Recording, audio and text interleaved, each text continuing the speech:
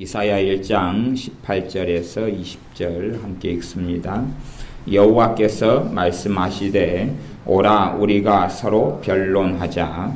너희 죄가 주홍 같을지라도 눈과 같이 희어질 것이요 진홍같이 붉을지라도 양털같이 되리라. 너희가 즐겨 순종하면 땅의 아름다운 소산을 먹을 것이요 너희가 거절하여 배반하면 칼에 삼키우리라. 여호와의 입의 말씀이니라. 아멘.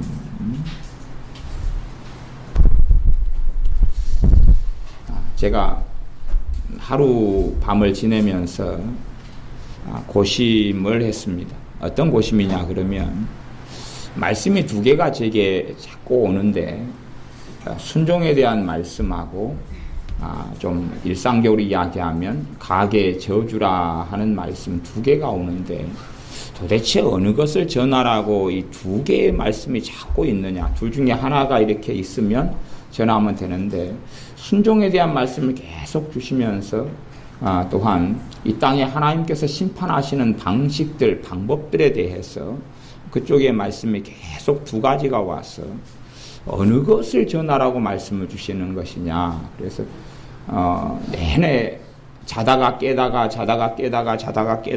그렇게 해서 아침이 되어서 그 다음에 문득 드는 것이 하나님의 각 가정과 삶 속에 임해 있는 진노를 푸는 방법으로 순종을 말씀하시는 거구나 이게. 그래서 두 가지가 다른 말씀이 아니라 같이 연결되는 말씀이구나 하는 것을 아침나절에 깨달았습니다. 이제 듣는 것이 좀 여러분들이 둔하시기 때문에 정말로 많은 이야기를 하고 많은 말씀을 사실은 나누어야 됩니다. 그런데 제가 예를 들어서 가계 저주다 그러면 가계 저주는 뭐냐 그러면 여러분이 짓는 죄를 통하여 여러분 자손 3, 4대 이상까지 하나님의 진노와 심판이 간단히 이야기합니다. 그게 이제 가계 저주라는 것입니다. 여러분 부모가 지은 죄를 통해서 여러분과 여러분 자녀들과 여러분 손주들과 그 밑에 자녀들에게 하나님의 진노와 심판이 임한다는 것입니다. 그게 가계 저주라는 것입니다. 아담 할아버지가 지은 죄를 통해서 우리 전 인류가 심판을 받았습니다. 그것이 하나님의 심판과 저주라는 것입니다. 그래서 이러한 가계 저주라고 통칭되는 어떤 것이 사실은 그것만 가계는 집안에 내리내리 내려오는 저주 그런 것만을 그냥 이야기하는 그런 영역은 아니고 굉장히 포괄적이고 깊은 내용입니다. 그래서 그러한 가계 저주다 이런 것이 있다. 그러면 요즘에 많은 가르침은 그런 가르침이에요. 이러한 가계 저주를 어떻게 해결하고 풀 수 있을 것이냐. 거기에서 많이 제시되는 것 중에 하나가 어떤 기도문을 가지고 좀 기도를 하면 해결되지 않을까 등등 또 조상의 죄를 가지고 하나님께 회개하면 해결되지 않을까 등등의 가르침이 있지만 사실은 별로 해당 사항도 없고 그리고 가능하지도 않은 이야기들이 많습니다.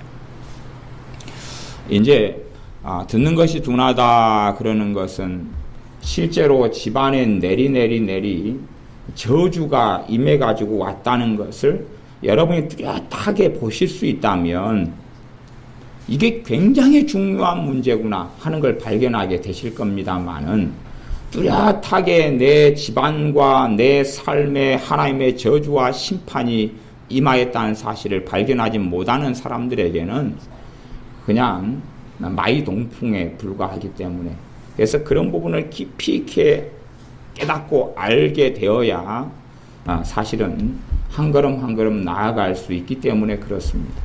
그것을 짧은 1시간 정도의 설교 가지고 제가 어떻게 설명도 못하고 또 이 가계 저주라는 부분에 있어서 그냥 가계 저주로 약간 줄여가지고 이야기한다면 이런 부분을 가지고 제가 설교를 해도 한 1, 2년에 한 두세 차례밖에 안 합니다. 1, 2년에 두세 차례 한 두세 번 설교할 뿐이고 성경 공부로 가르친다면 좀 더 깊이 있게 이렇게 본문들을 가지고 성경 66권을 가지고 전체로 찾아가면서 가르칠 테인데 그렇게 해도 시간은 결코 만만하지가 않습니다. 그래서 이 설교 한두 번 가지고 여러분이 그 전에 1년에 한 예를 들어 2번 설교를 한다면 그걸 기억하고 바탕에 깔고 있어야 되시는데 그렇지 않으니까 시작하면 초등학교 수학을 가르친다면 항상 덧셈 뺄셈으로 돌아가는 거죠. 다시 곱셈 나눗셈을 해야 되는데 덧셈 뺄셈을 다시 못해요. 보니까 다시 덧셈 뺄셈 하다가 이제 곱셈을 해야 되겠다 그러는데 다시 덧셈을 또 못해요. 그러니까 돌아가고 그렇기 때문에 다시 또 그런 부분을 또 다시 계속 이야기해야 될까. 이거 조금 말씀을 나누다 보면 시간이 1시간이 그냥 딱 지나가고 주일날 오후에 이 부분을 가지고 2시간을 가지고 말씀을 나누어도 그냥 잠깐 하고 말아버릴 텐데 도대체 어떻게 되는 것일까? 그래서 총칭적으로 이 가계 저주라는 부분에 대해서 잠깐 이야기하고 가계 저주를 넘어서서 이 땅에 임해 있는 하나님의 심판과 저주에 대해서 좀 이야기하고 그리고 이 바르게 균형 잡힌 눈에 대해서 좀 이야기하고 그 다음에 이에 대한 해결하는 부분으로서 하나님에 대한 순종의 삶 또 우리 자녀들에게 하나님의 심판과 저주가 임하지 않게 하는 자녀를 순종하면서 키우는 삶에 대한 이야기 좀 방대한 이야기인데 그것을 어쨌든 다 이야기도 못할 거고 그 부분도 또 부분인데 부분에 불과한 이야기인데 시작하자마자 아주 그냥 좀 난점 굉장히 방대한 분량의 이야기를 그냥 간략하게 그래서 제가 요즘에는 그런 생각을 합니다. 하나님 말씀을 좀 아주 자세하고 깊이 있게 설명할 필요가 없다 그런 생각을 합니다. 그래서 알아먹든 못 알아먹든 그냥 대강하고 넘어가야 되겠다. 요즘에 제가 마음에 드는 것이 그렇습니다. 일일이 막 자세하게 설명하려 그래도 설명해도 알아먹지도 못하니까 대강하고 넘어가야 되겠다. 알아먹든지 말든지 간에 그럼 각자의 몫이 되겠다 하는 생각을 요즘에는 더 해서 어제 그제 새벽에도 사실은 좀 깊이 있게 많이 설교해야 될 내용인데 제가 그냥 아주 다 덮어버리고 그냥 원론적인 이야기만 하고 말하자면 새벽에 어제 설교를 토요일날 새벽 설교다면 그걸 좀 제대로 설교하면 한 2시간은 해야지 좀 다루는 건데 제가 아주 초스피드로 20분이 안 돼서 아마 끝내버렸을 겁니다. 굉장히 방대한 이야기가 있는 그 본문을 설교를 했는데 그냥 대강 덮었어요. 그냥 뭐 아주 깊이 있게 이야기한다 해서 별로 알아먹을 거라고 생각은 안 되어서 그렇습니다. 자 이제 가계 저주라는 부분을 좀 좁게 이야기한다면 본질적으로 가계 저주는 하나님의 심판인데 하나님의 어떤 방식의 심판이 일반적이냐 그러면 보호의 울타리를 치우시는 겁니다. 보호의 울타리를 치우시는 겁니다. 그래서 원수 마귀의 집중적인 공격을 받게 됩니다. 원수 마귀의 집중적인 공격을 받게 돼요. 가령 10계명, 2계명, 1, 2계명 그 중에서 2계명으로 이야기하면 우상 숭배하는 사람들에게는 3, 4대까지 하나님께서 심판하시리라 그랬습니다. 우리가 최소한 3대, 4대까지 가면 우상 숭배가 다 대한민국 사회는 있어요. 그러면 그의 강도만큼 강한 것만큼 하나님의 진노와 심판이 임해 있고 그만큼 더러운 원수 마귀 귀신들은 침입하게 됩니다. 누구의 삶에요? 내 자녀들의 삶. 내 자녀들의 삶과 우리의 삶에 침입하고 공격하게 됩니다. 그래서 그런 부분은 어떤 면에서는 태어나는 입장에서는 불공평한 것처럼 보여져요. 태어난 입장에서는 말하자면요, 이 죄로 인한 가정의 마귀 역사가 많을수록 한 사람은 태어나면서 한 100kg의 짐을 짊어지고 태어납니다. 한 사람은 한 20kg를 짊어지고 태어나고 한 사람은 10kg를 짊어지고 태어납니다. 그러나 각 사람이 집안에서나 부모에서 태어나는 것은 절대 우연히 태어나지 않습니다. 우연히 태어나지 않고 하나님께서 누구가 자식을 낳으면 그 사람에게서 태어나도록 사람들은 예정되었습니다. 이제 요 이야기, 누구에게서 태어나도록 예정되었다는 이야기를 하고 그에 대해서 알아먹게 성경 가지고 제가 설명하려면 그건 5시간짜리입니다. 기본 설명이 5시간짜리입니다. 그 정도 설명은 이제 오후에 성경 공부할 때 로마서 가지고나 다른 성경 가지고 기본 설명을 제가 해드렸고, 주일 낮에 나오고 오후에 계시는 분들은 아마 주님 오시는 날까지는 들을 기회들이 없지 않을까 생각합니다만은 기본적으로 그렇게 이해를 하고 계시면 됩니다. 우연히 태어나는 게 아니고 그것이 이제 주로 제가 보기에는 부계, 아버지가 낳으면, 물론 몸은 엄마 아빠가 결혼해서 몸이라는 걸 유전인자를 가지고 구성하지만 그 사람 본질 자체는 영혼인데 그 사람은 하나님께서 정해 놓으셨습니다. 물론 사람이 언제 태어나느냐 하는 것은 이제 사람의 자유의지에 따라서 대부분이 결정되지만 그 사람의 영혼은 정해져 있어요. 그렇기 때문에 우리는 아프리카에서 태어날 수가 없었고 또한 미국에서나 유럽에서는 결코 태어날 수가 없었습니다. 그냥 우리는 이곳에서 태어나는 것, 내 아버지에게서 태어나는 것이 하나님의 주권적인 예정입니다. 그거는 불변의 것이. 그렇기 때문에 아브라함이 멜기세덱에게 전쟁에 이긴 후에 11조를 바쳤는데 아브라함의 증손주, 아직 태어나려면 200년이나 남아있는 증손주가 그 아브라함의 허리에 있어서 11조를 멜기세덱에게 바친 거다 라고 성경은 이야기합니다. 그러니까 200년 뒤에 태어날 레위라는 후손이 이미 아브라함에게는 있어요. 아브라함이 하는 행동이 아브라함에게만 국한되지 않는다 그 말입니다. 태어날 후손들에 대한 대표성을 가지고 있습니다. 아담 할아버지가 지었던 범죄가 아담 할아버지에서 태어날 모든 사람들에 대한 대표성으로 범죄가 되는 것처럼 실제로 저나 여러분이 짓는 죄는 저나 여러분을 통해서 또 다시 태어나야 될 자손이 있다면 그의 인생과 삶을 대신하여 짓는 죄가 됩니다. 그것 때문에 각 사람들이 어떻게 살까를 주의해야 되고 또 하나님 앞에서 내가 그리고 내 부모가 그 다음에 내 할아버지 할머니가 내 증조부모가 지은 범죄들이 내가 지은 범죄하고 하나님은 똑같이 다루신다는 사실입니다. 왜냐하면 실제로는 내가 지은 죄이기 때문에 그렇습니다.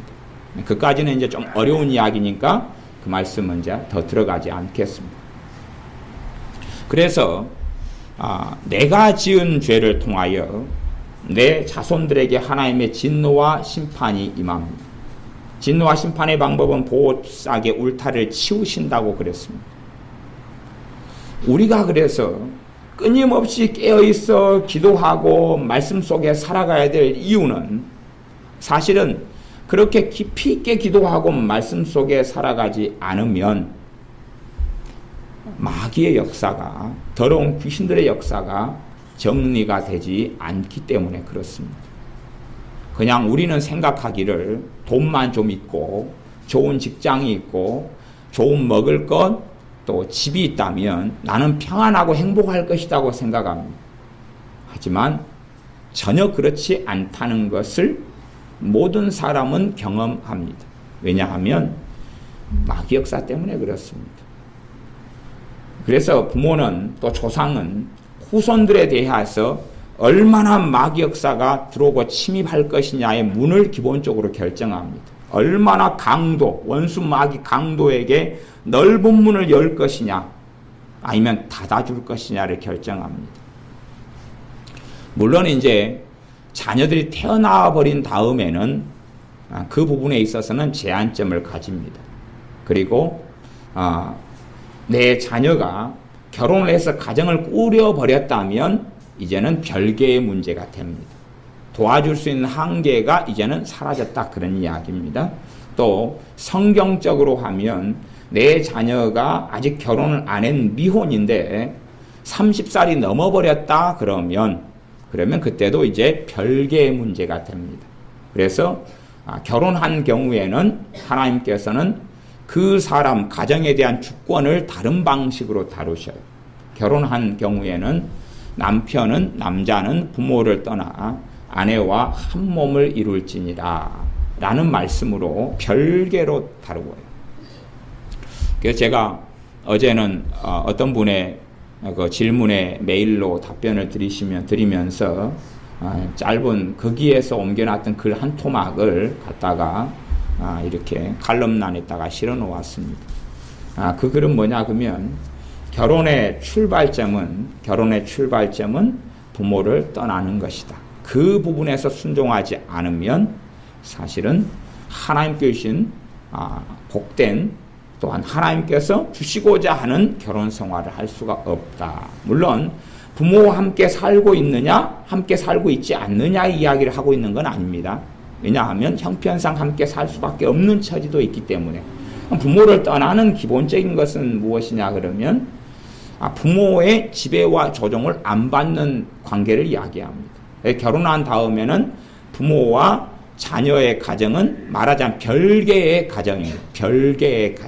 별개의 가정이지 누가 누구를 조종하고 지배하는 관계가 돼버리면 그것은 결혼 생활이나 가정의 행복은 물 건너가는 것이 됩니다. 그건 신약 성경만 해가지고도 한 서너 번이 명령되어 있는 것이고 창세기에 명령되어 있는 것입니다.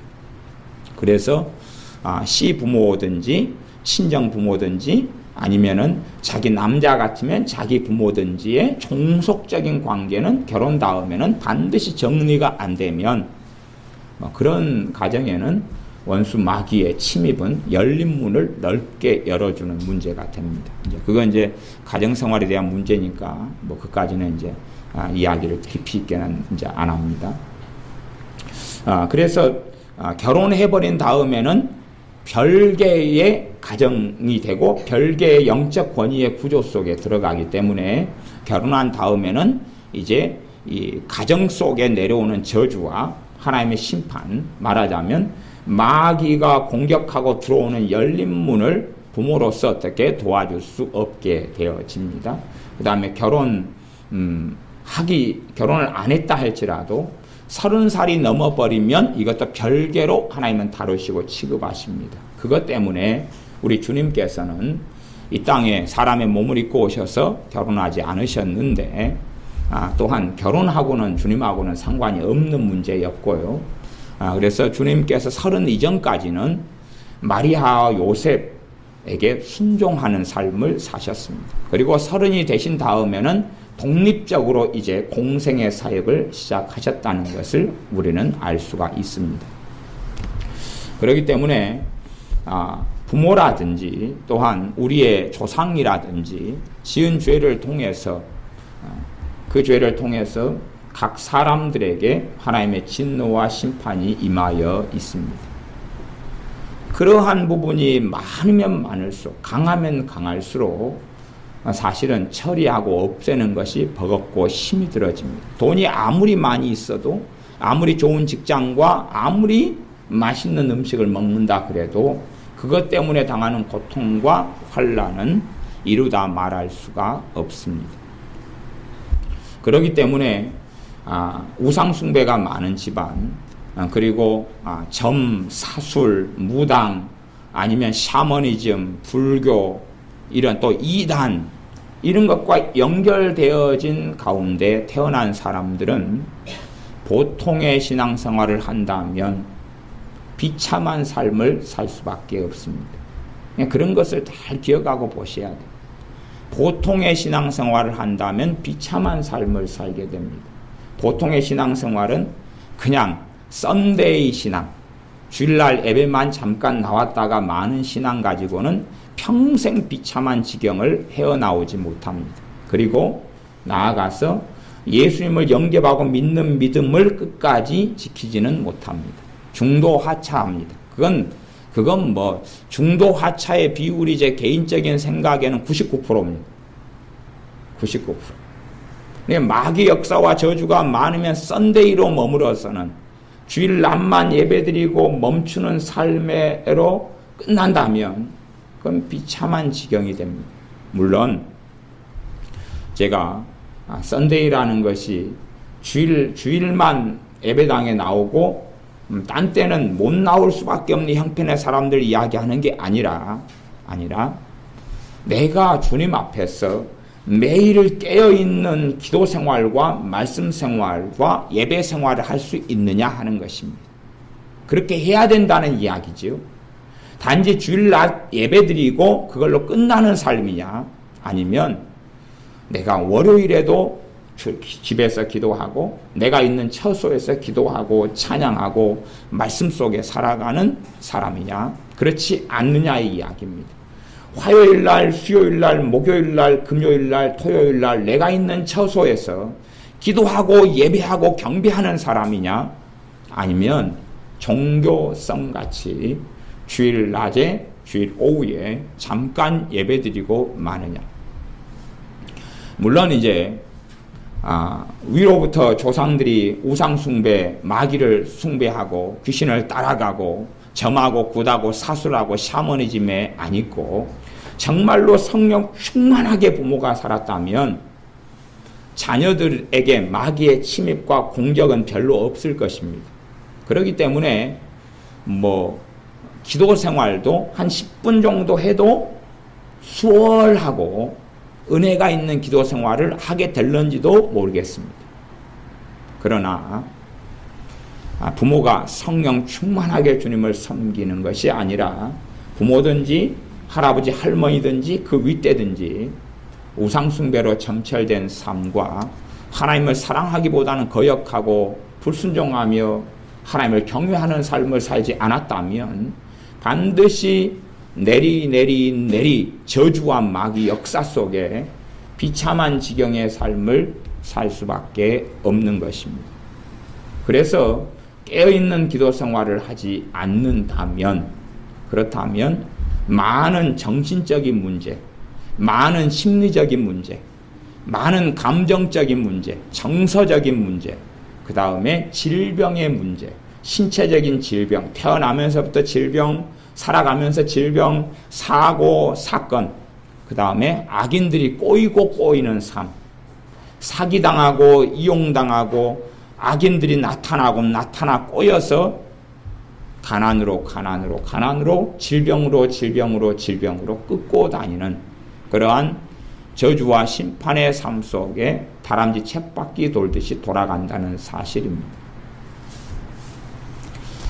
그러한 기본적인 내가 살아가는 삶의 여건에서 영적인 상황, 실제적인 상황을 보지 못한다면 아마 하나님의 말씀에서 답을 제시하고 있어도 사실은 발견하지 못할 것입니다. 또 하나님의 말씀에서 제시하고 있는 답이 있어도 그것이 그냥 1번, 2번, 3번, 4번, 5번 가운데 3번을 내가 찍는다, 이게 정답이다, 그런다 해서 해결은 결코 되지도 않고 그런 방법은 없다는 사실입니다. 그래서 내 삶 속의 역사는 마귀 역사만 좀 정리하려 그래도 깨어있는 기도 생활 가운데 주님과 동행하고 살며 말씀대로 살며 찬양하고 예배하는 가운데 깊이 있게 들어가 살면서 제가 전에도 말씀드렸습니다. 한 3년 정도는 정말 깊이 있게 뜨겁게 기도하면서 나아가야 어느 정도 살만해질 것이다. 그렇게 이야기합니다. 살만해질 것이다. 그래서 마귀 역사가 많고 저주가 많고 우상숭배가 많은 사람들이 정말로 깨어있어서 주님을 섬기고 신앙생활을 하지 않으면 그의 삶에서 누리고 느끼는 것은 별거 정말 아무것도 없습니다. 출발점이 유감스럽게도 다르다는 사실입니다. 출발점이 달라요. 나는 어찌됐든 내 부모의 선택에 의해서 내가 내 인생과 삶의 많은 부분이 좌우될 수밖에 없기 때문에 그렇습니다. 여러분의 선택 때문에 여러분 자손의 인생과 삶의 많은 부분이 결정됩니다. 물론 태어난 이후에는 이제는 내가 하나님 앞에 두 발로 서야 될 수밖에는 없지만 그럼에도 그렇습니다. 가령 여러분이 이곳에 살다가 아직 자녀를 낳지 않았는데 이곳에 살다가 서울로 이사가 가지고 거기에서 결혼하고 거기에서 집을 짓고 살며 거기에 자녀를 낳는다면 자녀는 서울 사람으로 태어나는 것이죠. 서울 사람으로 태어나서 서울에 있는 학교를 다니게 되겠죠. 거기에서부터 많은 차이를 가져오게 되는 것입니다. 제 부모들은, 제 조상들은 금오도라는 섬으로 들어가셨습니다. 금오도라는 섬에 들어갔기 때문에 섬을 제 큰 집으로 섬을 제 고향으로 가지고 사실은 살아왔던 것이고 그 영향을 가지고 있는 것이죠. 그래서 어릴 때부터 방학 때만 되면 섬에 가서 한 달을 넘게 지내다가 나오고 그러니까 제가 여수라는 도시에 태어났음에도 불구하고 저는 방학 때만 되면 소를 뜯기로 돌아다녔고 장작을 지게 가지고 장작하러 돌아다녔고 그 다음에 지게를 또 바지게를 가지고 거름을 막 얹어 가지고 돌아다니다가 중학교 같은 데는 거꾸로 그냥 떨어지기도 하고 막 계곡 같은 데 거꾸로 뒤집어서 떨어지고 그래가지고 바둥바둥하고 그러는 여러 가지 경험들을 가지고 있습니다.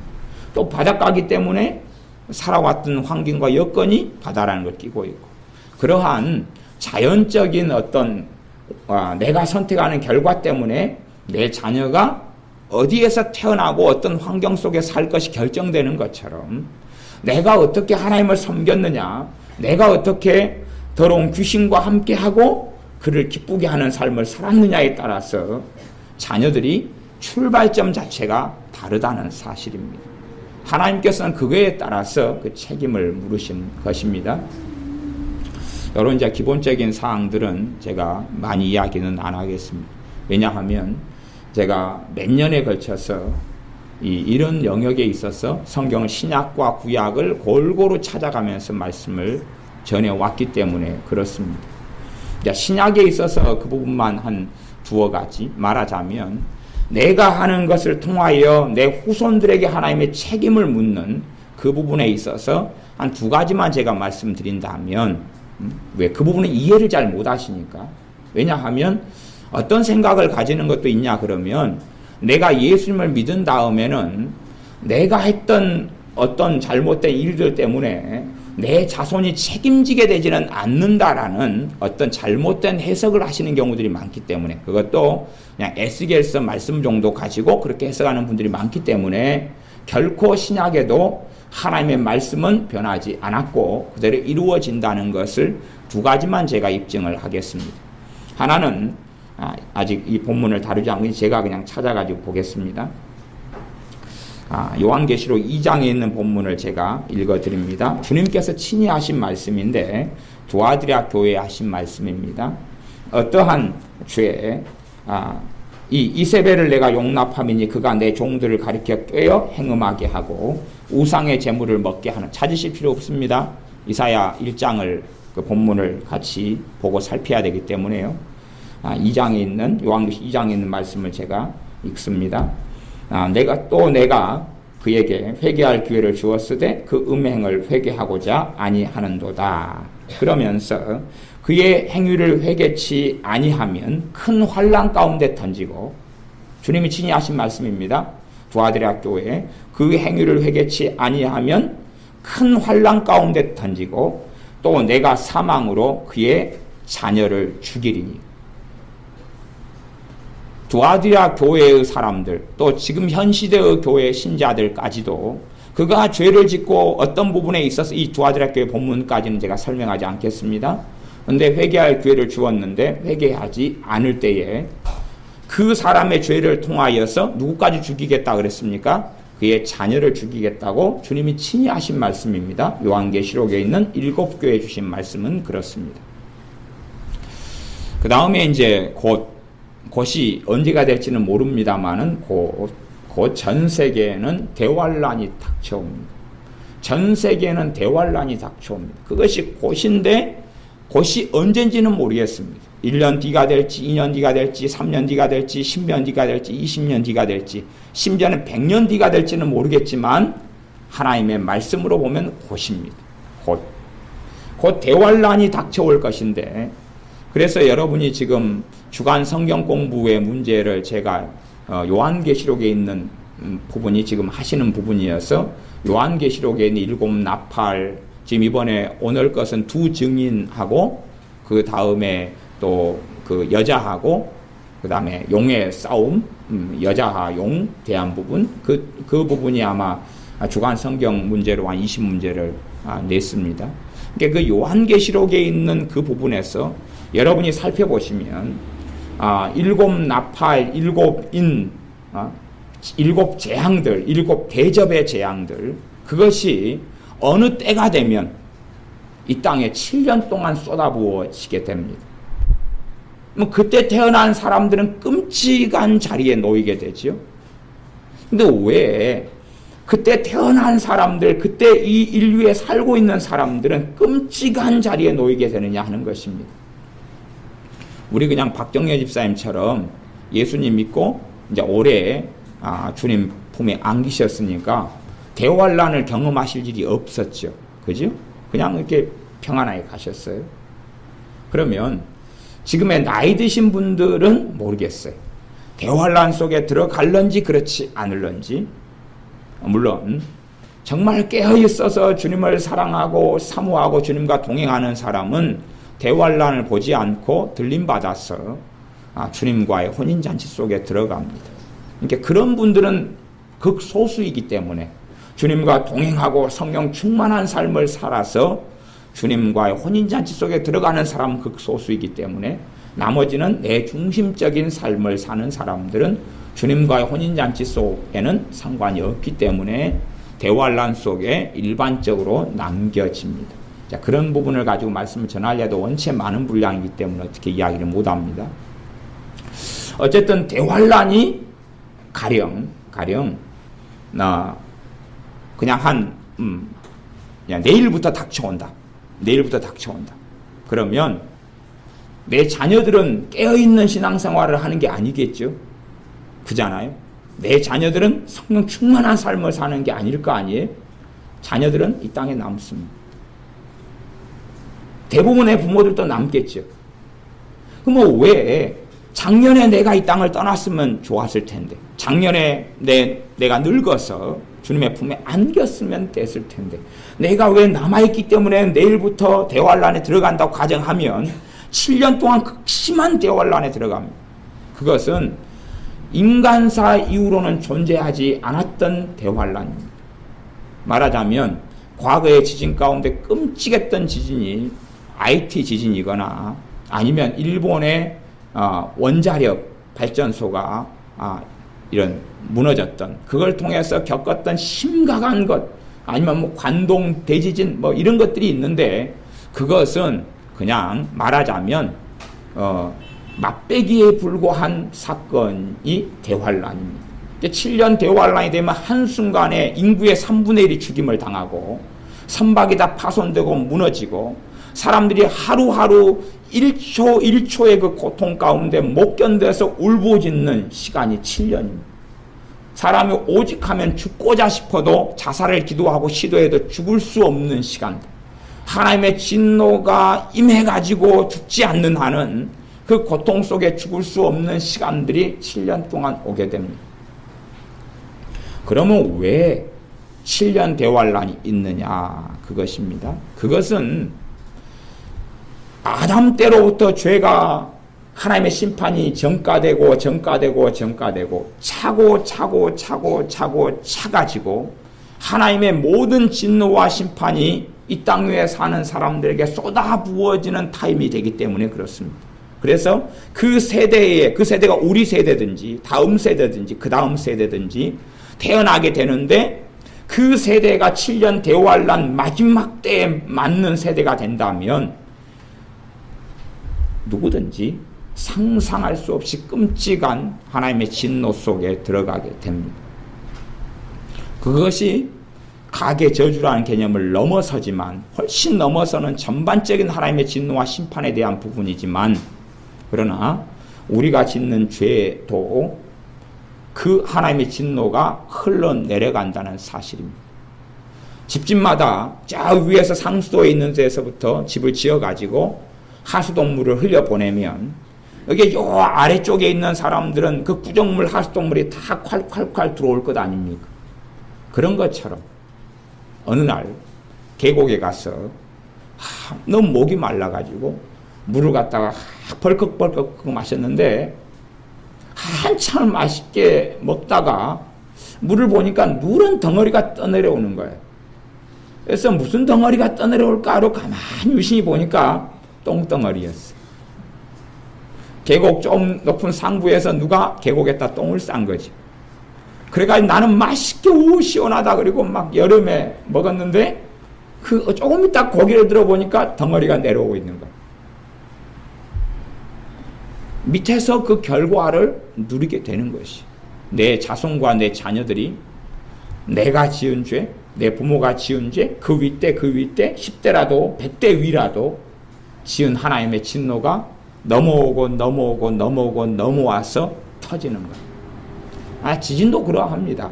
지진도 계속하여 온도가 상승하고 압력이 상승하고 증가하고 쌓여가지고 벌어지고 화산도 그렇게 가지고 터져나가는 것이 쌓여서 터지는 것. 그것이 대환란입니다.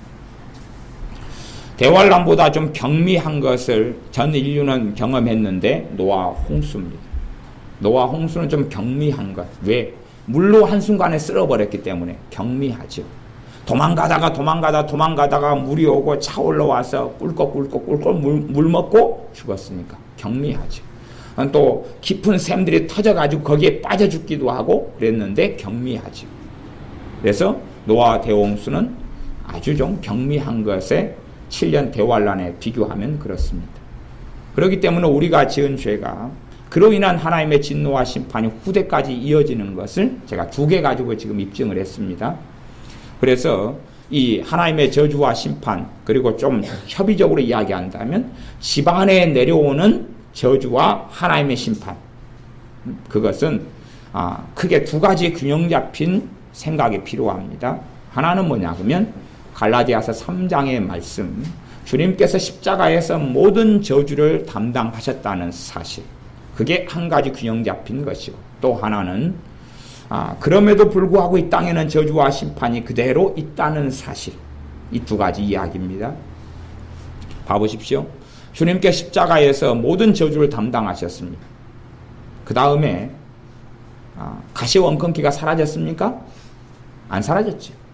주님께서 채찍에 맞으심으로 너희가 질병을 나음을 입었도다. 병 나음을 입었도다. 그리고 우리의 모든 질병을 짊어져 주셨습니다.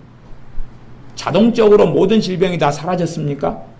죽음도 없습니까? 사망도 없습니까? 질병이 없습니까? 예수님 믿는 다음에 질병이 이제 없습니까? 아니면 에덴 동산처럼 일하지 않아도 먹고 살만한 넉넉하게 되었습니까? 그대로 저주 속에 있죠. 여자가 해산나는 고통을 저주를 통해 죄를 통해 받았는데 해산나는 고통이 그대로 남아있죠. 남자가 땀 흘려 일하고 수고하는 게 그대로 남아있죠. 그래서 균형 잡힌 것이 필요하다 그 말입니다. 이게 사람들은 좀 이론적이고 허구적이 될 때가 많은데 갈라디아 3장의 말씀에 모든 저주를 주님께 담당하셨기 때문에 이제 가계 저주는 없다 그러는 순진한 생각을 한다 그 말이에요. 그게 없다면 질병이 없어야 돼요. 가시원컨기도 없어야 돼요. 이 사람 몸속에 아담 할아버지를 통해 들어왔던 죄가 남아있지를 않아야 되는 것이에요. 예수님을 믿는 순간에는 사라져버려야 돼. 다 없어져 버려야 돼. 다 없어져야 돼. 하지만 그렇지는 않다는 사실입니다.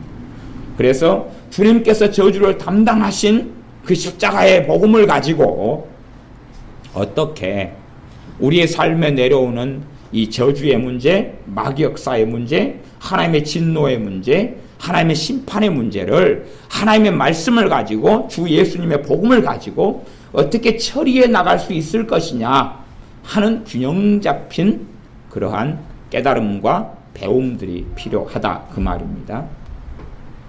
그래서 우리가 지은 죄를 통해서 자녀들에게는 하나님의 진노와 심판이 그대로 내려간다 그랬습니다.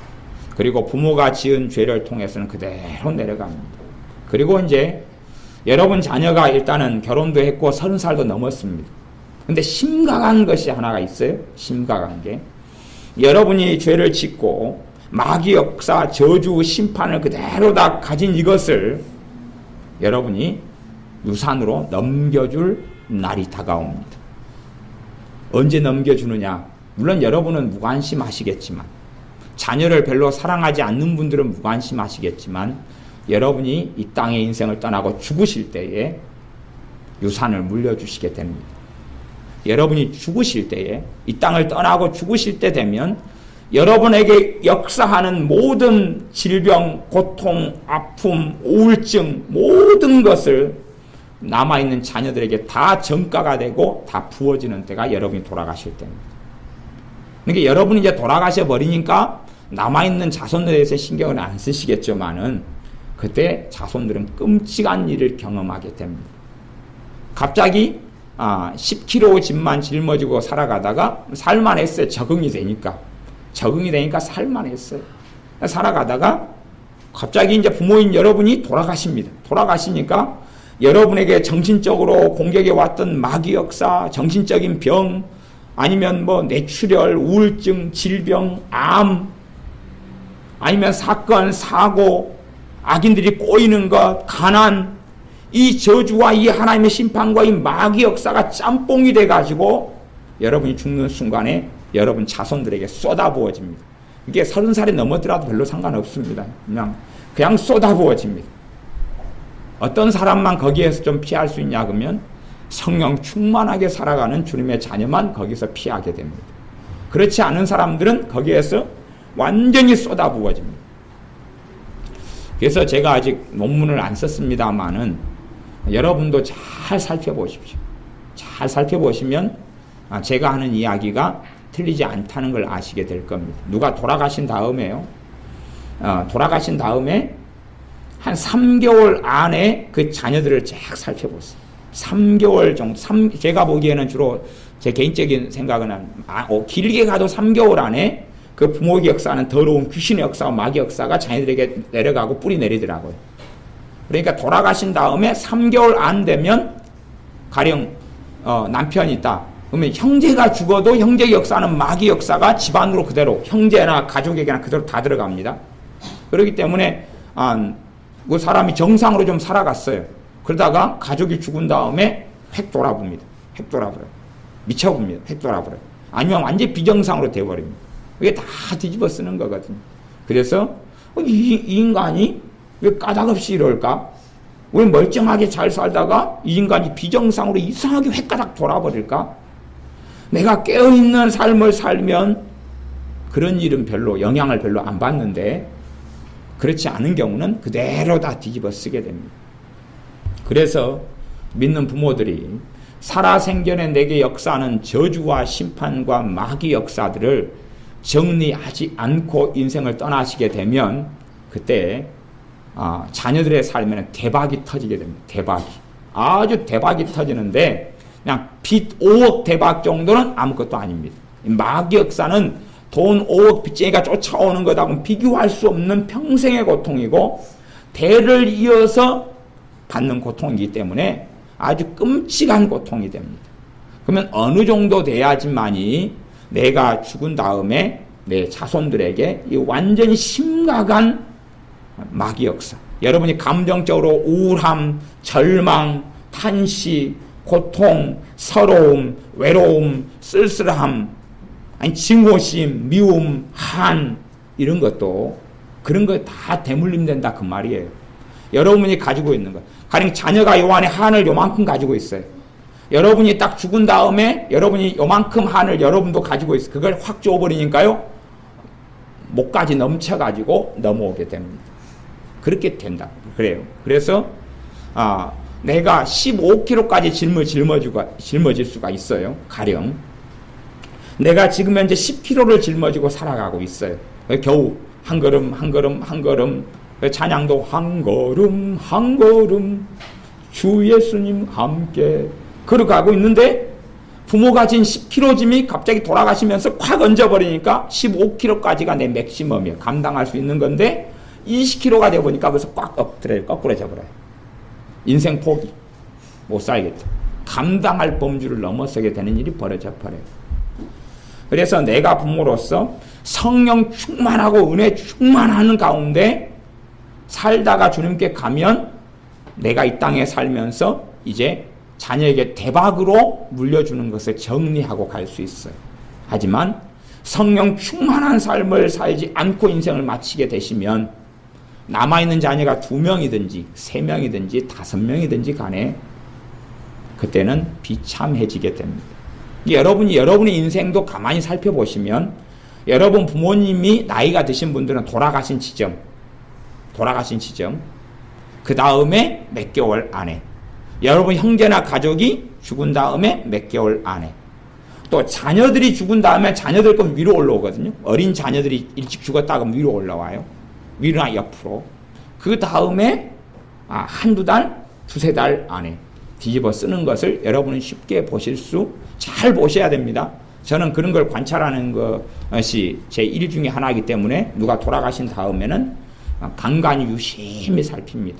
저는 살펴온 지가 그래도 20년이 넘기 때문에 요즘에는 이제 볼만한 눈이 생겨서 대강 보면 누가 죽은 다음에는 가족이 누가 있으면 저기에서 유산의 한 영적 유산 한 50%가 흘러가겠네. 제 양반 인생은 저기서 끝. 제 양반은 한 30% 정도니까 버틸지 못 버틸지는 모르겠네. 그렇게 이제 제 눈에는 대강 보여요. 제가 대단히 신령해서가 아니라 그런 거 좀 관찰만 하면 다 가질 수 있는 이 지혜입니다. 어려운 건 아니에요. 보는 눈만 있으면. 그래서 여러분의 삶 속에 성령 충만하게 주님 앞에 살아가는 것이 관건이 됩니다. 그래야지만이 정리를 하시고 그 다음에 자손들에게 무엇만 물려줄 수 있어요? 복만 물려줄 수 있어요. 나를 사랑하는 자에게는 천대까지 은혜를 베푸느니라. 천대까지. 근데 내 아버지가 주님을 사랑하다가 가셨는데 왜 내게는 복이 안 오냐? 천대까지 와요. 천대까지 흘러갑니다. 천대까지니까 반드시 그 안에는 주님 오실 거기 때문에 주님 오실 때까지 모든 자손이 내가 주님을 경외하고 사랑하고 살다 가면 모든 자손이 누리게 됩니다. 그 천대까지의 자손들은 하나님에 다 예정돼 있어요. 다 누리게 됩니다. 대신 내가 흘려보내는 복이 너무 미미해가지고 말하자면 내가 주는 빚더미는 1억인데 내가 주는 복은 자손마다 10만 원씩 줘요. 10만 원씩. 표시 나요? 안 나요? 안 나요. 9,990만 원의 빚일 뿐이에요. 1억 빚을 물려주는데 복이 10만 원을 깎아요. 표시가 안 나요. 그것이 문제예요. 빚은 1억을 물려주고 유산을 10억을 물려주면 깎아서 9억이 남을 텐데. 이게 복은 반드시 흘려 내려옵니다. 하나님을 경외하고 사랑하면 천대까지 복을 주는데 하나님의 복이 예비되어 있는데 도대체 얼마나 분량이냐는 것이 대부분의 신자들이 가진 분량은 아주 미미하고 약소하고 적습니다. 별것 없어요. 그냥 받으나 안 받으나 별로 상관이 없다. 그 정도에 불과해요. 주님을 섬기고 주님을 경외하고 그렇게 살아가는 사람이 드물기 때문에 어쨌든 부모님이 죽은 다음에는 알게 됩니다. 저분이 신앙생활을 하고 죽었는데 정말 거기에서 오는 복이 아주 크고 하나님을 정말 경외하고 살았다면 내 삶 속이 펴지게 되는 것이 어려움이 있다가도 펴지게 돼요. 그 전에 10kg 짐이 있다가 5kg가 사라지고 10kg 있다가 8kg가 사라져요. 하나님의 복이 임하니까. 몇 대까지요? 1000대까지. 대신에 누군가가 자기의 죄를 통하여 하나님에 대한 반역을 통하여 100kg 짐을 짊어지고 있다 그러면 10kg만 사라지니까 90kg겠죠. 그럼 별로 표시 안 나겠지만 내가 10kg를 지고 있는데 10kg가 사라진다 그러면 이제 너무나 가뿐하고 수월하겠죠. 그런 차이가 있기 때문에 정말로 누가 하나님을 경외하고 살았느냐는 그가 돌아가시면 자녀들의 삶이 열매가 되어서 어느 정도까지 드러나고 나타나게 됩니다. 대박이 터질 수가 있고 빚 5억이 터져버릴 수가 있고 영적으로 마귀역사 완전히 뒤집어져 버릴 수가 있고 그래서 영적인 독립이라는 거 굉장히 중요합니다. 영적으로 독립됐을 때에 최대한 그 악한 저주와 심판과 마귀역사 영향을 벗어나게 되고 내가 성령 충만할수록 그 부분은 벗어나게 되는 부분이 있습니다. 그래서 이 마귀 역사를 정리하는 것이 쉽지 않다. 그래서 제가 지난 주일 낮에는 정말로 주님 앞에 살아가는 것이 오랫동안 기도하고 예배하고 찬양하고 깨어있는 삶을 오래 살아야 된다. 그것이 사실은 이걸 정리하는 길이기 때문에 그렇습니다. 이 마귀 역사와 저주와 부모가 지었던 죄, 내가 지은 죄를 통하여 들어오는 마귀 역사와 저주를 정리하는 여정을 걸어가야 되거든요. 그렇지 않으면 그냥 기도문 하나로 예배 한번 드리는 걸로, 심지어 안수기도 한번 받는 걸로 정리되지도 처리되지도 않습니다. 일단은 이 이사야 본문 전에 자녀들에 대한 걸 먼저 말씀을 드립니다. 자녀들에 대해서는 10계명의 5계명에 부모에게 순종하라.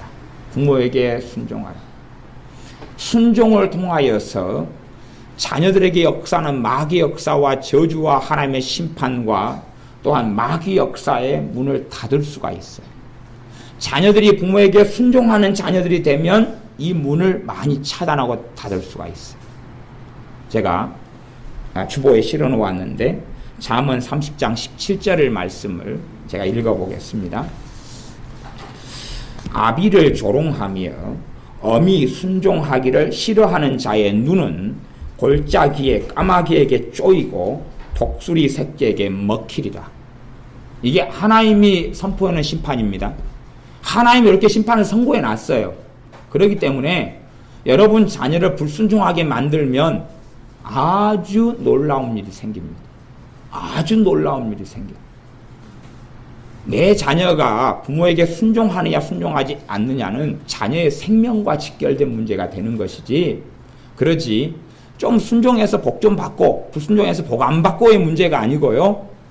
하나님의 진노와 심판 속에 들어가고 원수 마귀의 밥이 되어버립니다. 그러니까 자녀의 비율을 맞춰주는 삶은 자녀가 거역하는 삶, 불순종하는 삶이거든요. 자녀의 비율을 맞춰주는 삶을 부모가 산다면 자녀에게는 아주 놀라운 일이 벌어지게 됩니다. 그 평생에 놀라운 일이 벌어지게 됩니다. 말하자면 30kg, 50kg의 짐을 짊어지고 살아가게 되는 것입니다. 그래서 여러분이 나이가 드신 분들도 부모에게 불순종하고 거역하고 사셨던 분들은 죄는 다 항상 죄로 남아있기 때문에 회개하기 전까지는 심각하게 알고 주님 앞에 회개하셔야 됩니다. 아비를 조롱하며 엄히 순종하기를 싫어하는 자의 눈은 골짜기에 까마귀에게 쪼이고 독수리 새끼에게 먹히리라. 부모인 여러분이 여러분에게 불순종한 자녀를 용서해줘도 그것하고는 아무 상관이 없습니다. 여러분이 아이고 하나님 나는 다 용납할 수 있어요. 괜찮아요. 불순종하는 자녀라도 내가 다 끌어안을 수 있고요. 내가 다 사랑해요. 괜찮아요. 여러분은 괜찮지만요. 하나님하고는 상관없는 이야기입니다. 하나님은 하나님의 일을 행하십니다. 하나님은 하나님의 일을 행하시기 때문에 까마귀에게 쪼이고 독수리 새끼에게 먹히리라. 이게 하나님의 선고입니다. 그냥 성경이 이대로 돼 있어요. 이대로. 그렇기 때문에 자녀를 순종하지 않게 키워보십시오. 자녀의 인생에 아주 놀라운 일이 벌어집니다. 그건 알아서 하시면 됩니다. 자녀를 순종하게 키우든지 그렇지 않게 키우든지 알아서 하시면 됩니다. 그런데 눈을 좀 뜨고 성경 66권에 자녀를 순종하게 어떻게 키워야 되는지 말씀하고 있기 때문에 거기에 주목하시든지 그렇지 않으시든지는 알아서 하시면 됩니다. 하지만 순종하지 않게 키우면 여러분이 아무리 자녀를 사랑해서 돈을 주고 좋은 학교에 진학을 시켜주고 그리고 먹을 걸 주고 재능을 달란트를 개발시켜 주셔도 그 인생과 삶은 비참해지게 될 것입니다. 돈은 벌 수 있을지 몰라도 정신병이 들어올 것입니다. 마음의 병이 들어올 것입니다. 우울증이 들어올 것입니다. 아니면 동성애자가 돼버릴 수도 있겠지. 마귀 역사에 열린 문을 열어주기 때문에 무슨 귀신이 더러운 마귀가 침입하고 공격할런지는 알 수가 없습니다. 하지만 대문을 활짝 열어놓고 그리고 경계하지 않고 강도가 살인범이 날뛰는 곳에서 산다면 잠을 안 자야 될 터이지만 대문을 활짝 열어놓고 잠들어 있는 그 자녀들의 삶에는 비극과 참담함이 들어오게 됩니다. 물론 자녀가 커버린 다음에는 어떻게 못하겠지. 그래서 자녀가 불순종하는 자녀였다. 그러면 여러분이 아무리 자녀를 위해 중보기도 하고 뭐 한다 해도 그 자녀가 이제 20몇 살이 됐고 30몇 살이 됐어요. 그러면 그래도 형극의 길을 걸어갈 수밖에 없습니다. 형극의 길이다 그랬으면 제가 형극의 길을 걸어갈 수밖에 없습니다. 비참한 길을 걸어갈 수밖에 없습니다. 대신 그 당사자가 주님 앞에서 그 부분을 회개하고 엎드리면 많은 부분을 풀어갈 수는 있습니다. 그러나 당사자가 엎드리고 회개하지 않고 부모를 거역하는 삶을 살았다. 여러분이 보시기에 자녀가 부모에게 순종했느냐 안 했느냐를 여러분이 보시는 눈 말고 하나님이 보시는 말씀을 통해 보시는 눈으로 하나님 판결하시는 것입니다. 여러분이 생각하시기에 내 자녀들은 부모에게 잘 순종했어 라고 생각하실는지 몰라도 하나님 보시는 눈하고는 아주 틀리기 때문에 그래서 가정에서 내리 저주가 내려오는 걸 막는 것은 순종하는 자녀가 되는 것이. 자요, 이제 가르쳐 드릴게요. 그러면 내 자녀가 저주 속에 살 것이냐, 그렇지 않을 것이냐 하는 바로미터를 하나 가르쳐 드릴게요. 아주 쉬운 것입니다. 여러분이 그걸 아시면 아주 끔찍하게 생각하실는지 몰라도 쉽습니다. 봐보세요. 부모가 하나님을 섬기고 예배하고 경배해요. 그러면 부모가 이야기했겠죠? 기본적으로 하나님을 섬기고 하나님을 예수님을 믿고 섬겨라. 이야기했겠죠. 그것을 순종하는 것이 순종의 첫 단추거든요. 나머지는 용돈 주고 아이고 부모 기분 좋게 하고 다 필요 없어요. 그거는 하나님하고는 별로 해당사항이 없는 이야기고요. 부모가 예수님을 믿어요. 자녀가 같이 믿음의 길 신앙의 길을 걸어가지 않으면 그것은 가장 악한 불순종이 됩니다. 그래서 그걸로 내 자녀를 순종하게 키웠는지 그렇지 않는지를 그냥 알 수가 있어요. 그냥 알 수가 있으니까 그 부분에서 순종하게 키우지 못하셨다면 유감스럽게. 그래서 기도 만능론을 가지고 계시는 분들이 있는데 기도 만능론은 없습니다. 기도 만능론은 없어요. 자, 이제 그래서 자녀들에게 저주가 임하지 않는 길을 기본적인 걸 이야기했습니다. 그걸 뿌리 내리는 걸 막을 수 있어요. 마귀 역사가 집안에서 귀신의 역사가 내려오는 걸 뿌리 내리는 걸 막을 수 있는 길이 뭐냐 그러면 순종하게 양육하고 키우면 뿌리를 깊이 있게 내리기 전에 뽑아버릴 수도 있고 물리칠 수가 있어요. 누군가가 제게 물어보셨어요. 어떻게 우리 집안에는 마귀 역사와 저주가 이쪽 저쪽에 어마어마하게 많은데 어떻게 이 부분을 정리할 수 있느냐 물어보셔서 내 자녀들에게 이것이 흘러가지 않게 어떻게 정리하실 수 있느냐 물어보셔서 제가 그에 대한 답변을 그분은 궁금하시니까 제가 말씀을 드린 것입니다. 여러분의 자녀에 대해서도 다 커버린 다음에는 이제 안 되지만 말씀드린 것이고 자녀가 품을 떠나버린 경우에는 이제 그가 해왔던 부모에 대한 거역과 불순종에 대한 것은 자기가 다 짊어져야 되지 그런 것을 가지고 놓고 여러분이 중보기도 해주시 기도해 주셔봐야 그건 소용이 없는 일이다. 그리고 제가 말씀을 드렸습니다. 그 다음에 이제 이 순종이 마귀 역사나 하나님의 진노나 심판을 또한 각의 저주를 치우는 그러한 열쇠가 됩니다. 열쇠가 되는데 사람들이 잘 알지 못하는 순종의 부분을 일단 두 가지를 말씀드리고 그 다음에 본문을 좀 설명하고 부족한 부분은 다시 오후에 다시 또 진도를 나가고 그렇게 하겠습니다. 사람들이 알지 못하는 두 가지 부분의 순종이 있는데 두 가지 부분의 순종의 하나는 디도서 2장 9절에 적어놨습니다. 본문에 그 주보에 실어놓았습니다. 제가 읽어보겠습니다. 디도서 2장 9절 종들로는 자기 상견들에게 범사에 순종하여 기쁘게 하고 거스려 말하지 말며. 봐보세요. 종들은 노예입니다. 노예. 옛날에 노예제도가 있는 시절에 디도라는 주의 종에게 하나님께서 사도 바울을 통하여 하시는 명령입니다.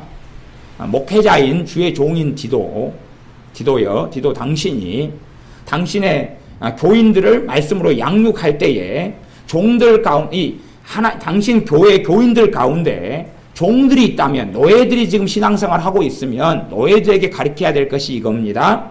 그것은 자기 상견들에게 범사에 순종하여 범사는 뭡니까? 모든 일에 순종하라. 모든 일에 순종하여 기쁘게 하라. 누구를 기쁘게 해요? 주인을 기쁘게 하라.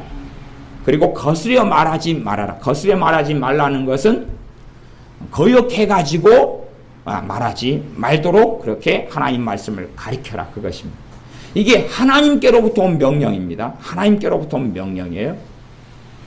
그래서 그러면 종들 노예들이면 지금에는 노예제도가 없습니다. 우리 한국 사회에는. 그러면 직장 생활이 기본적인 적용이 됩니다. 직장 생활에서 직장 상사나 사장에 대해서 어떻게 하느냐의 부분이 됩니다. 대신에 좋은 직장을 선택하는 것은 민주주의 사회에서 내가 할 수 있는 몫이고, 직장은 내가 선택하는 것이지만 그 안에 들어가서 있는 한은 무엇을 해야 됩니까? 순종이라는 사실입니다. 상사를 기쁘게 하는 것이고 거스려 말하지 않는 것이에요. 그렇기 때문에 노조나 노동운동이라는 것은 끔찍한 하나님에 대한 반역이 되는 것입니다. 이때는 지금 노예제도가 있을 때입니다. 노예에 대해서는 주인은 임금을 주지 않습니다. 자기가 원하는 걸 시킵니다. 장작 떨었다 장작해와라. 청소해라. 바세가 일하고 와라. 바세가 일하고 와도 일하고 왔느냐? 이제는 밥 차려라. 내 발 씻을 물 내놔라. 그러는 게 노예입니다. 그러지만 주인을 기쁘게 해라. 그렇게 말씀했습니다. 이 부분에 있어서 이 민주화 속에 살아가는 사람들은 하나님의 자녀가 성경에 주목해서 보아야 하는 이런 말씀이 반복돼서 신약 성경에 나옵니다.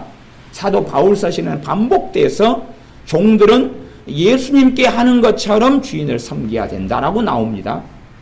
물론 이 부분도 그냥 간략한 원리만 이야기할 뿐이고, 이제 주님 안에서 어떻게 순종할 것이냐, 어떤 부분까지 순종할 것이냐의 문제는 아주 복잡하고 방대한 부분이 돼서 그 구체적인 부분까지는 다룰 수가 없습니다. 그건 아주 많은 시간을 할애해야 되는 부분이 됩니다. 하지만 기본 원리는 뭐냐 그러면 범사에 순종하여 주인을 기쁘게 해야 한다는 것입니다. 주님 말고요, 내가 섬기는 상전 이야기입니다. 내가 섬기는 상전에 대한 이야기입니다.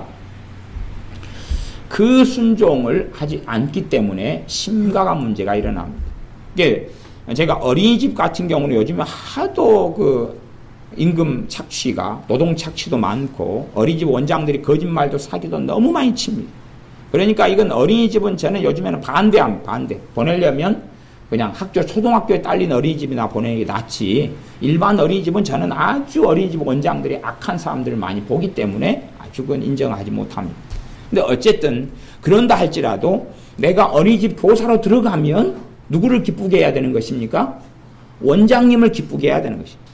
그 사람이 도둑놈이든 사기꾼이든지 그 사기에 나를 동참시키지 않는 한은 내가 그를 거스려 말하거나 그 어린이집 원장님에 대해서 내가 교사로 있는 한은 그를 비난하거나 정죄하거나 비판하지 않아야 된다는 사실입니다. 누구 앞에서요?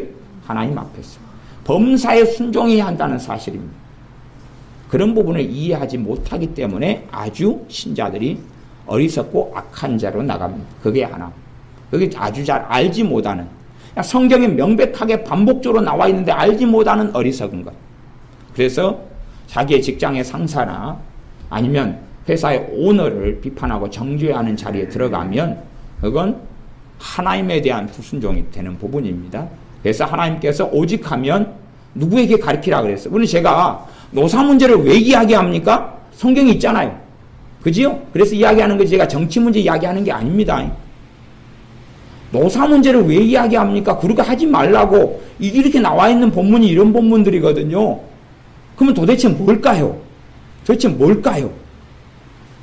정치 문제가 이야기하는 게 아니에요. 하나님에 대한 순종 문제를 이야기하고 디도라는 주의 종에게 당신 교인들을 반드시 그걸 가르쳐야 된다고 하나님의 명령이 떨어진 것이에요. 저는 하나님의 명령에 순종하고 있는 것이지 무슨 노사 중에서 노동자가 옳느냐 회사 소유주가 옳느냐의 이야기를 하고 있는 게 아닙니다. 하나님 말씀 이야기하고 있는 것입니다. 두 번째는 국가의 모든 권세는 하나님께로부터 왔다.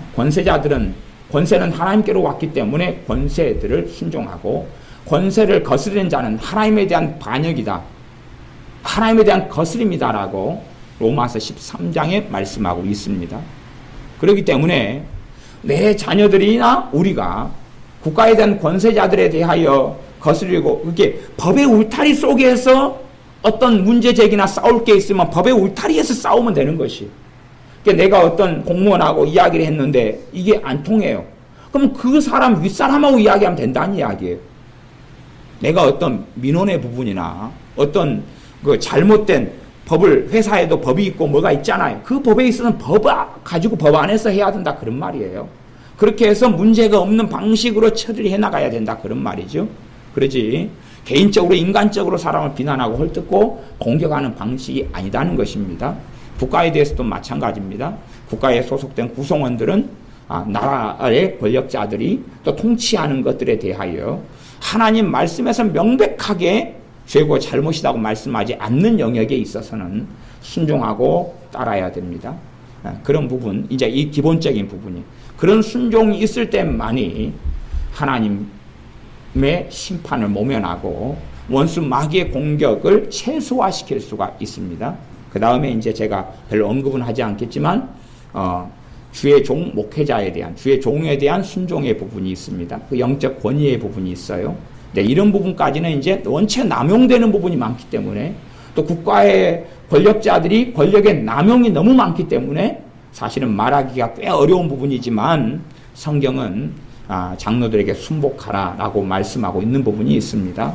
물론 이 주의 종들이 사리사욕과 자기 어리석음과 자기 악함을 가지고 한다면 그건 주님 앞에의 불순종이 되기 때문에 그 길을 따른다는 것은 그래서 그런 부분은 할 수 없는 부분이 됩니다. 그래서 교회를 잘 선택하는 문제가 첫 번째 문제가 되겠죠. 이 사회 속에서는 그 다음에 기도하면서 선택을 잘 했다면 그 다음에는 주의 종에 대한 순종의 문제가 하나님에 대한 순종의 문제와 연결돼 직결되는 문제가 있다는 것을 반드시 기억하고 살펴보아야 됩니다.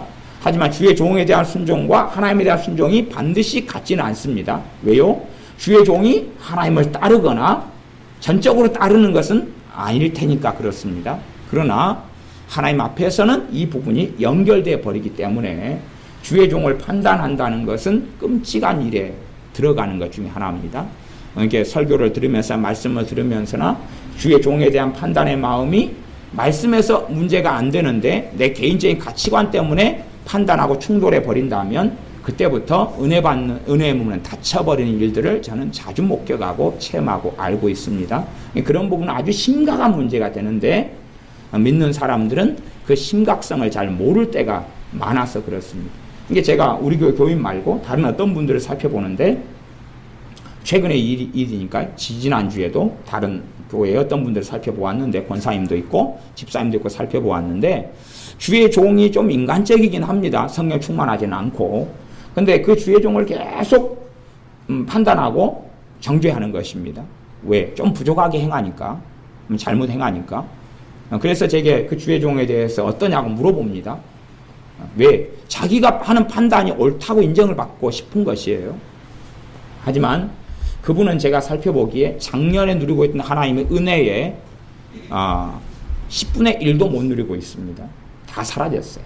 다 사라졌어요. 그래서 이분과의 관계는 이제 정리를 해야 되겠다. 그리고 제가 이제 마음 먹고 있는 우리 교회 교인 말고 다른 식구들이 있습니다. 이분과는 정리해야 될 사람이다. 이제 이 길은 잘못된 길을 이분이 걸어가고 있구나 하는 걸 제가 보고 있습니다. 오늘 말씀 이사야 1장의 본문을 잠깐 읽고 기본적인 것만 조금 말씀하고 이제 말씀 마무리해 가겠습니다. 여호와께서 말씀하시되 오라 우리가 서로 변론하자. 너희 죄가 주홍 같을지라도 눈과 같이 희어질 것이요 진홍같이 붉을지라도 양털같이 되리라. 너희가 줄겨 순종하면 땅의 아름다운 소산을 먹을 것이요. 이것이 순종이라는 것이 하나님께서 주신 저주와 심판을 정리하는 하나님의 방법입니다. 뭐가요? 순종. 어떤 순종이요? 줄겨 순종. 줄겨란 말은 자원해서 기꺼이 그 말입니다. 내가 기꺼이 자원해서 억지로가 아니라 기꺼이 자원해서 순종하면 누구에 대한 순종입니까? 하나님에 대한 순종입니다. 하나님에 대한 순종이 국가 나라에 대한 순종하고 그 다음에 주인 회사 상사나 직장 상사에 대한 순종하고 주의 종에 대한 순종을 기본 옵션으로 깔고 있다고 이야기했습니다. 이야기했지만 하나님에 대한 순종을 이야기합니다. 그러면 어떤 사람의 삶 속에 이 가게에서 오는 마귀 역사, 저주, 그것보다 더 넘어서서 하나님의 심판과 진노가 정리될 것이냐? 그러면 하나님께 순종하는 사람이죠. 그러면 이제 알 수가 있어요. 뭘 알 수 있냐? 그러면 하나님께 순종하는 사람은 순종하려니까 무엇을 알아야 됩니까? 하나님 말씀을 모르고는 순종이 가능하지 않지요. 아니, 하나님 말씀 없이 순종이 뭐가 있습니까? 뭐 계시를 받을까요? 꿈을 꿀까요? 그 말고 하나님은 뭐 꿈을 꾸고 뭐 한 것 말고 지금 있는 성경 66권 하나님 말씀에 순종하느냐를 묻습니다. 그렇기 때문에 모르고선 순종할 수 없죠. 그래서 하나님께 순종하려는 사람은 하나님 말씀에 귀를 기울입니다. 하나님께 순종하려는 사람은 말씀에 귀를 기울이고 하나님께 순종하지 않으려는 사람은 말씀에 귀를 기울이지 않습니다.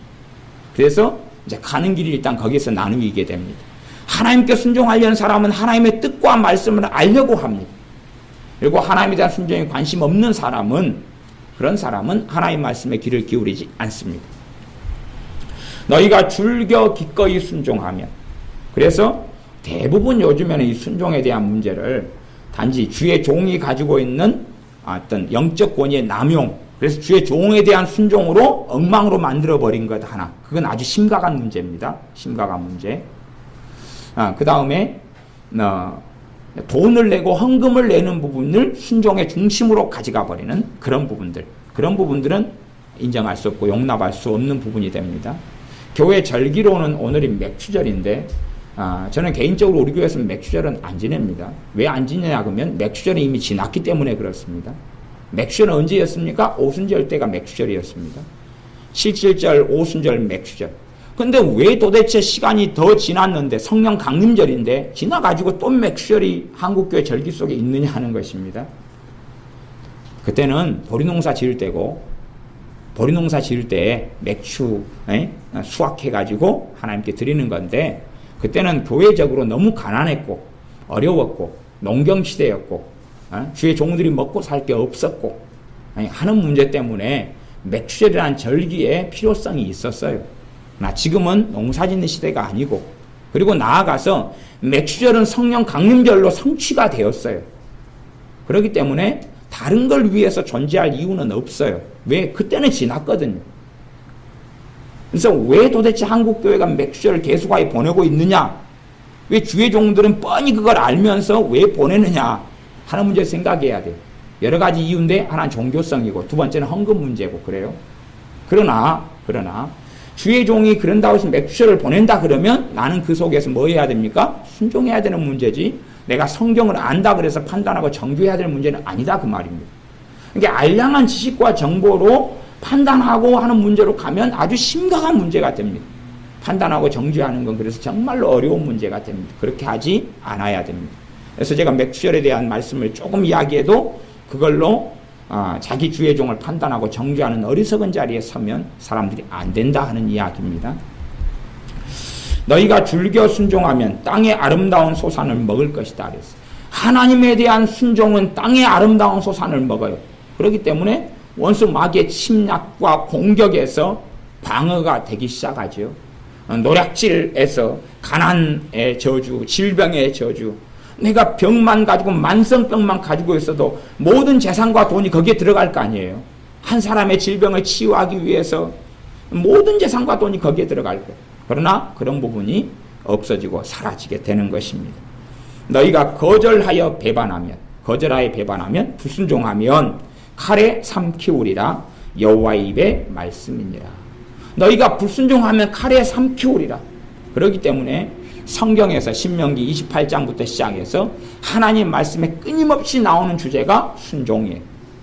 그러나 신자들은 무관심한 주제가 순종입니다. 왜? 별로 관심이 없거든요. 그러나 실제적으로는 순종은 하나님께서 내게 복을 주시기 위해서, 하나님이 나를 보호하시기 위해서, 하나님께서 내 인생과 삶 속에 하나님과 동행하는 삶의 은혜의 길 속에 들게 하기 위하여 말씀하신 게 순종이라는 것이지. 그러지 내가 순종하면 뭔가를 받고 순종하지 않으면 받는 게 없다. 제로다 라고 착각하면 심각한 착각입니다. 순종하면 플러스고 순종하지 않으면 마이너스입니다. 마이너스도 어떤 마이너스냐 그러면 너희가 거절하여 배반하면 칼에 삼키우리라. 다시 말하면 하나님의 말씀에 무관심하고 살아가는 사람은 나는 무조건 불순종하는 삶을 살고 있는 것입니다. 그러지 말씀을 알면 순종이고 모르면 순종이 아니다. 대신 불순종은 아니다라고 착각하시는지 몰라도 순종에는 두 가지 순종이 있습니다. 하지 말라는 것을 안 하는 것하고 하라는 것을 하는 것하고 두 가지 순종이 있어요. 하지 말라는 것을 안 하는 것은 안 할 수 있겠지만 물론 그건 가능하지 않은 이야기입니다만은 그냥 혼자 스스로 생각해 하지 말라는 건 난 안 한다고 생각하겠지만 말씀을 모르면 하라는 것을 할 수가 없잖아요. 그렇기 때문에 이 불순종에는 하라는 걸 하지 않는 것하고 하지 말라는 걸 하는 것하고 이게 불순종인데 거역하는 것인데 너희가 거절하여 배반함 이걸 거절하여 배반한다 그러는 것입니다. 불순종을 그러면 칼에 삼키우리라. 이게 하나님의 말씀이에요. 이 말씀이 살아있고 신약시대도 똑같이 이루어지는 진리라는 것을 반드시 기억하셔야 됩니다. 그렇기 때문에 가계의 저주다 이것보다 더 폭넓게 이 불순종이 거절하여 배반하는 게 쌓이고 쌓여가지고 터지는 때가 이 땅에서 우리는 하나님의 심판 속에 계속 살아갑니다. 영원한 심판이 주님이 재림에 오실 때 백보자 심판이 있을 것이지만 이 땅에서도 심판 징계 속에 살아갑니다마는 또한 그것이 쌓이고 쌓여서 터지는 때가 완전히 쏟아부어버리는 때가 대환란 때입니다. 그 세대에 내 자녀들이 돼버리면 그때는 아주 그 7년 동안이라는 세월이 하루가 100년 같은 세월을 보내게 되는 때가 됩니다. 제가 군대에 있을 때는 좀 어려운 시절들을 많이 좀 개인적으로는 보낸 부분이 있어서 그래서 제가 악몽을 꾸게 되면 옛날에 군대 제대한 다음에도 한 10년 동안은 악몽 꾸면 군대 꿈이에요. 악몽을 꾸면 군대 꿈이에요. 근데 그거에 비하면 7년 대환란은 그 군대라는 건 1000년 살아도 괜찮은 거예요. 1000년 살아도 아무 문제가 없는 것이. 7년 대환란의 하루는 군대에 3년 있는 것보다 더 비참하고 고통스러운 것이. 그것도 군대도 학대받고 구타당하고 자유가 없는 비참한 군대라 할지라도 7년 대환란의 하루에 비하면 10년하고 50년 하고 싶다 그럴 거예요. 아마 말뚝박고 싶다 그럴 거예요. 평생 직업군으로 살고 싶다고 주장할 거예요. 상상할 수 없는 것이 7년 대환란입니다. 그 하나님의 진노가 칼에 삼키우는 게 쌓여가지고 이 땅에 살아가면서 나타날 뿐만 아니라 어느 때가 되면 내 자녀들의 때든지 우리의 때든지 그 다음 세대 때든지 간에 쏟아부어집니다. 그래서 우리의 삶 속에 하나님께 순종하는 것을 배우셔야 됩니다. 하나님 말씀에 귀를 기울여서 하나님을 영화롭게 하고 하나님을 기쁘시게 하는 순종 속에 내가 들어갈 때에 더러운 마귀의 역사가 귀신들의 역사가 다음 공격 마귀의 침입이 다음 가게에 있는 저주들이 그리고 불순종으로 인한 하나님의 진노들이 조상 때부터 내게 임하여 있는 진노들이 사실은 사라지고 없어집니다. 순종하는 것은 하나님의 뜻으로 돌이키는 것이기 때문에 그것 자체가 회개이고 또 죄를 깨달으면서 주님 앞에 엎드려 애통하며 겸비하며 회개하는 것이 또한 반드시 필요합니다. 기도하겠습니다. 아버지 하나님, 우리의 삶 속에 고통스럽게 들어오는 더러운 귀신들의 역사, 정신병적인 또한 우울증으로, 낙심으로, 비관으로, 절망으로, 그리고 우리에게 있는 신체적인 질병과 암과 여러 가지 만성병들과 가난과 악인들이 우리의 삶에 넘쳐나는 것들, 이러한 무수히 많은 저주와 진노와 또한 마귀들의 역사를 순종함으로 정리하며 처리하는 것을 말씀을 나누었습니다. 우리가 듣는 귀가 있게 하시고 깨닫는 귀가 있게 하셔서 한 걸음 한 걸음 주님께 아버지 하나님께 순종의 걸음을 기도하고 엎드리면서 주의 말씀을 통하여 걸어갈 때에 마귀들이 공격하고 들어오는 출입구가 닫히게 하시며 저주가 떠나게 하시며 은혜가 임하게 하셔서 땅의 아름다운 소산들을 즐겨 순종함으로 먹고 마시며 살게 하여 주시옵소서. 예수님의 이름으로 기도하옵나이다. 아멘.